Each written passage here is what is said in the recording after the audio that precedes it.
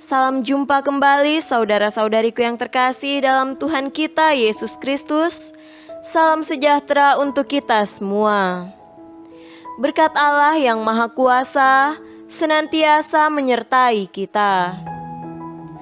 Marilah kita mendengarkan dan merenungkan bacaan-bacaan kitab suci hari Sabtu 16 Januari tahun 2021. Bacaan pertama dari surat kepada orang Ibrani pasal 4 ayat 12 sampai 16. Sebab firman Allah hidup dan kuat dan lebih tajam daripada pedang bermata dua manapun. Ia menusuk amat dalam sampai memisahkan jiwa dan roh, sendi-sendi dan sumsum. Ia sanggup membedakan pertimbangan dan pikiran hati kita. Dan tidak ada suatu makhluk pun yang tersembunyi di hadapannya, sebab segala sesuatu telanjang dan terbuka di depan mata Dia, yang kepadanya kita harus memberikan pertanggungan jawab.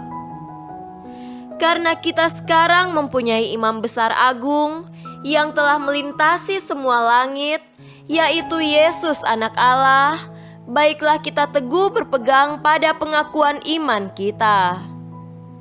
Sebab imam besar yang kita punya bukanlah imam besar yang tidak dapat turut merasakan kelemahan-kelemahan kita, sebaliknya sama dengan kita, ia telah dicobai, hanya tidak berbuat dosa. Sebab itu, marilah kita dengan penuh keberanian menghampiri tahta kasih karunia, supaya kita menerima rahmat dan menemukan kasih karunia untuk mendapat pertolongan kita pada waktunya. Demikianlah sabda Tuhan. Syukur kepada Allah. Tuhan beserta kita sekarang dan selama-lamanya. Inilah Injil Yesus Kristus menurut Markus. Dimuliakanlah Tuhan. Injil Markus pasal 2 ayat 13 sampai 17. Sesudah itu Yesus pergi lagi ke pantai danau, dan seluruh orang banyak datang kepadanya, lalu ia mengajar mereka. Kemudian ketika ia berjalan lewat di situ, ia melihat Lewi anak Alfeus duduk di rumah cukai, lalu ia berkata kepadanya, "Ikutlah aku."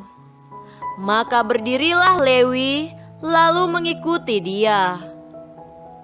Kemudian ketika Yesus makan di rumah orang itu, banyak pemungut cukai dan orang berdosa makan bersama-sama dengan dia dan murid-muridnya, sebab banyak orang yang mengikuti dia.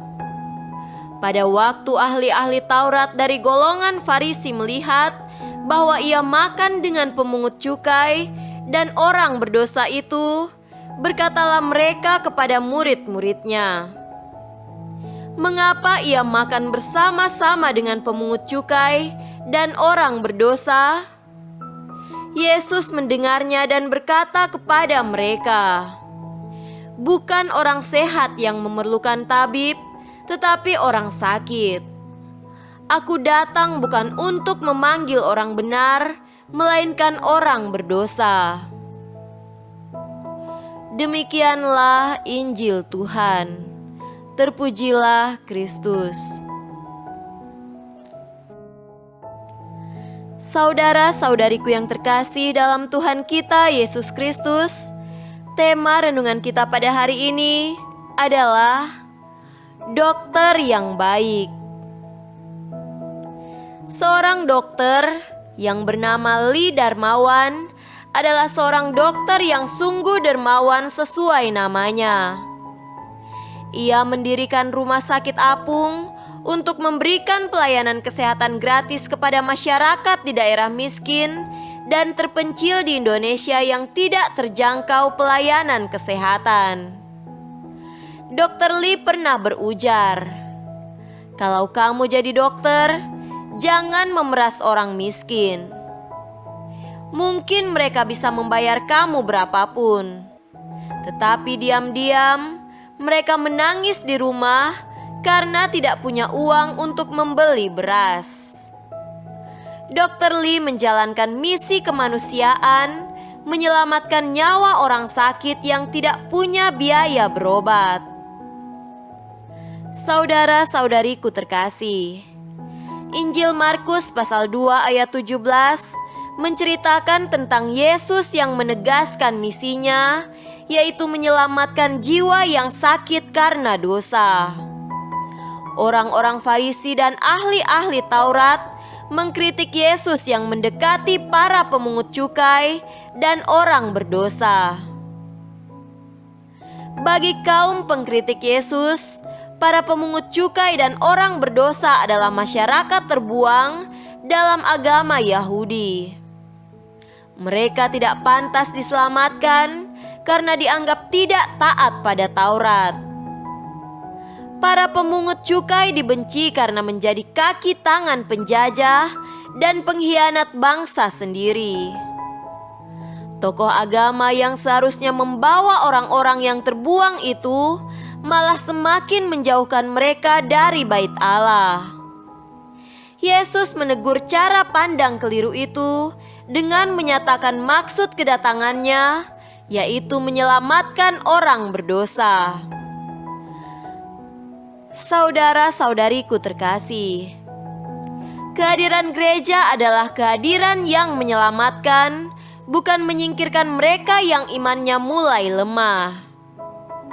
Para pengikut Kristus harus sadar akan tugasnya, yaitu menyelamatkan jiwa-jiwa yang mulai jauh dari Tuhan.